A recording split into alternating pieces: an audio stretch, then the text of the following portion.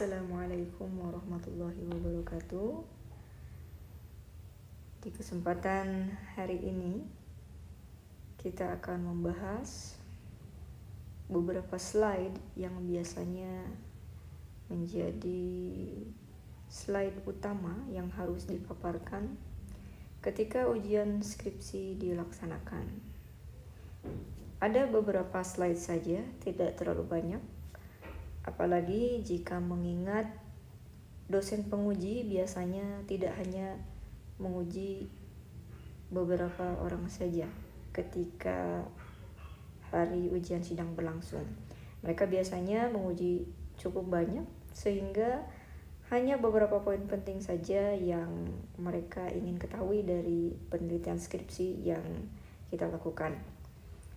Nah, di kesempatan hari ini saya akan memaparkan slide-slide apa sajakah yang dianggap sangat krusial atau penting yang biasanya ditanyakan oleh dosen penguji ya. Yang pertama tentu saja adalah judul penelitian yang dilakukan. Contohnya di sini skripsi ya. Di sini ada judul skripsinya. Jangan lupa ketika memotong kata pada kalimat judul skripsi jangan dipotong di tempat yang sembarangan, tetapi potong di tempat yang memberikan makna utuh pada judul penelitian. Contoh yang salah adalah seperti ini: pengaruh disiplin kerja dan lingkungan kerja non fisik terhadap. Di sini terhadapnya, ya. Tetapi kaidah yang benarnya adalah ya di enter ke bawah sehingga maknanya tidak kagok ya, atau tidak rancu. Begitu juga seterusnya. Kemudian di sini contohnya, di sini ada nama mahasiswa yang akan memaparkan skripsinya. Kemudian ada NPM dan juga ada nama dosen pembimbingnya, ya. Kemudian di sini ada keterangan lain dan juga tahun ya. Kemudian di slide pertama biasanya penguji ingin tahu ya tentang objek atau tempat penelitian di mana penelitian skripsi yang kalian lakukan ya. Di sini yang biasanya ingin diketahui adalah nama perusahaannya apa atau nama objek penelitiannya apa, kemudian bergerak di bidang apa dijelaskan, kemudian fenomena perusahaan tersebut saat ini yang sedang viral, apa yang terjadi di perusahaan itu secara garis besar ya, secara umum. Kemudian setelah itu biasanya dosen penguji ingin mengetahui mengenai landasan normatif yang kalian gunakan sebagai referensi untuk menguatkan penelitian skripsi kalian. Di sini landasan normatif biasanya berisi undang-undang atau peraturan pemerintah. Contoh misalnya kalian membahas tentang objek penelitian yang bergerak di bidang retail, maka kalian cari undang-undang yang berhubungan dengan bidang retail tersebut, kemudian dilampirkan di bagian slide yang ini ya. Setelah landasan normatif yang wajib dipaparkan biasanya ya adalah landasan empirik dan juga teoritik ya, dari semua variabel. Misalnya variabel X1 dulu, kemudian variabel X2, kemudian selanjutnya adalah variabel Y.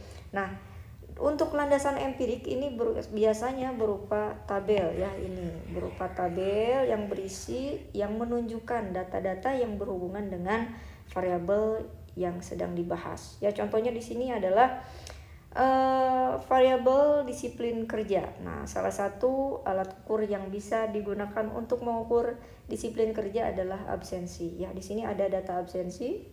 Nah, setelah ada data empirik yang benar, ya, di sini harus ada poin selanjutnya adalah yang berisi resume dari data empirik yang disebutkan di poin nomor Romawi 1 ini ya. Kita anggap yang ini poin Romawi 1.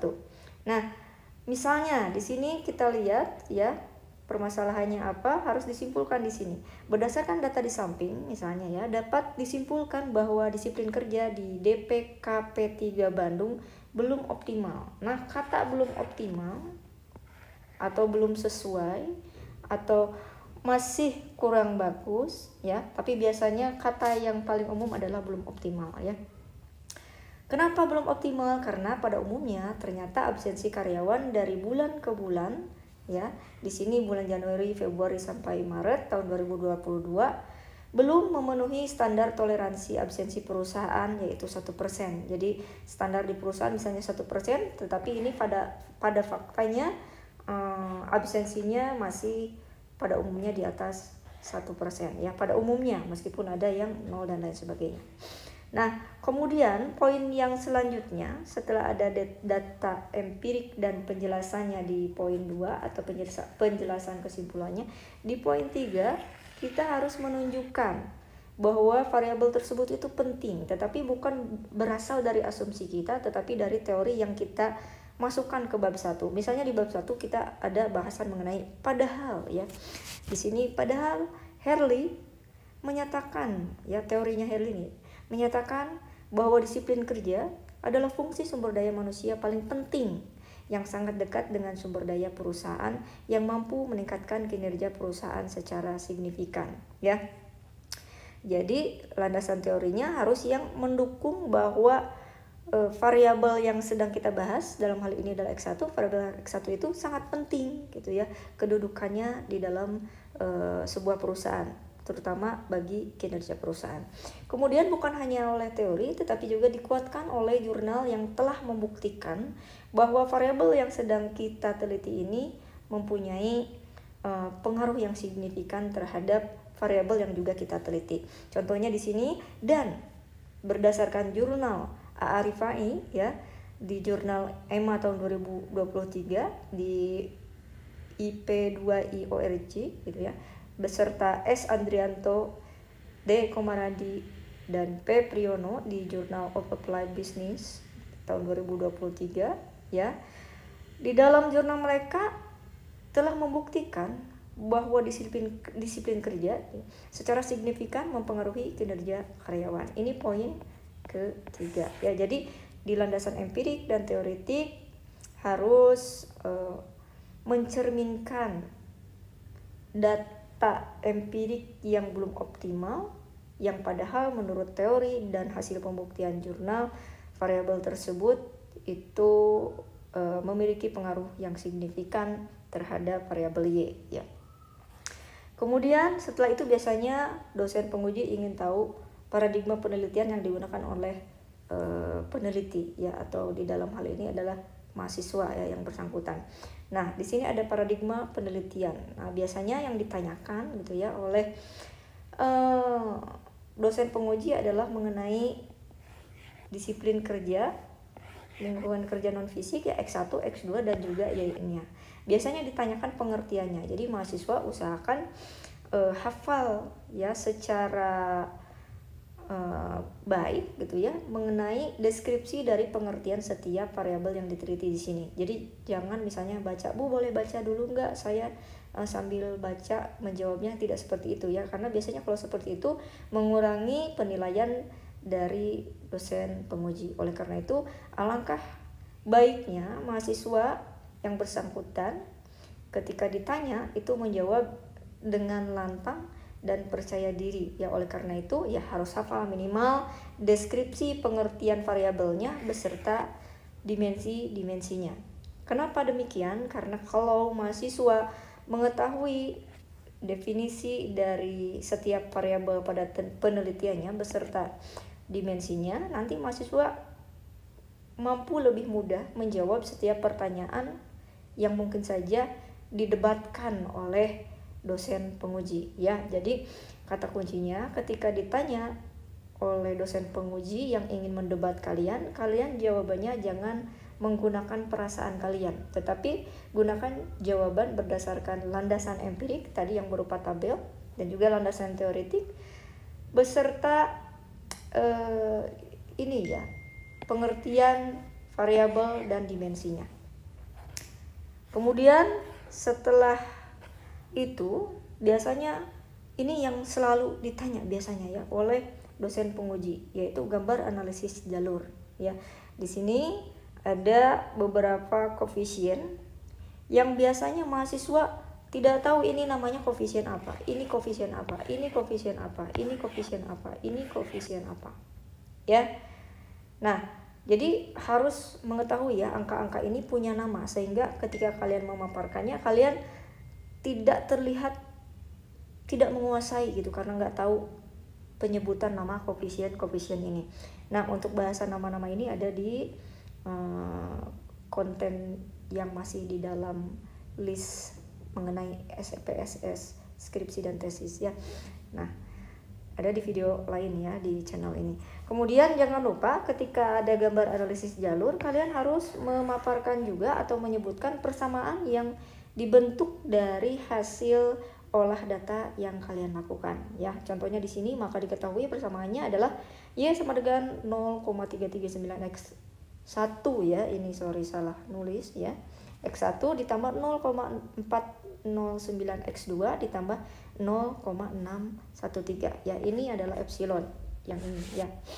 Nah, untuk penulisan ininya pun harus diperhatikan ya. Jangan menulis duanya itu di samping ya dengan font dan letak yang sejajar, tetapi di bawah ya. Kemudian yang ditanyakan biasanya adalah tabel pengaruh langsung dan tidak langsung ya variabel X terhadap Y ya. Nanti ini harus dibaca dengan baik sesuai dengan kaidahnya. Kemudian nanti biasanya di sini ditanya-tanya ya, misalnya pertanyaan dari dosen penguji adalah variabel mana yang secara dominan mempengaruhi variabel Y secara signifikan ya. Misalnya di sini yang lebih besar adalah X2 ya di 21,96%. Kalau dibandingkan dengan X1, X2 ini punya pengaruh yang lebih besar. Oleh karena itu biasanya ditanya mengenai kebijakan apa jika kalian dituntut oleh perusahaan untuk meningkatkan kinerja ya. Tentu saja kalian lebih baik kebijakannya ya berdasarkan hasil olah data kalian ya, yaitu dengan meningkatkan variabel X2 ya kalau berdasarkan data di sini. Nah, untuk kesimpulan ini biasanya terdiri dari 6 poin yang berisi jawaban dari tujuan penelitian pada bab 1. Ya, contoh misalnya di sini ada poin ke-1, kedua, 3, 4, 5. Biasanya di sini tujuannya adalah untuk mengetahui dan menganalisis ya. Ini juga ya, contohnya ini yang nomor 6. Jadi misalnya hasil pengolahan analisis satu jalur pada variabel lingkungan kerja non fisik secara parsial menunjukkan bahwa variabel bla bla bla bla. Di sini ada kesimpulannya ya. Kemudian untuk saran biasanya juga ini berisi 6 poin dan biasanya di sini dibaca ya, saran harus berupa tindakan atau kebijakan yang bisa langsung diaplikasikan dalam jangka pendek namun secara signifikan mempengaruhi atau memberikan pengaruh ya.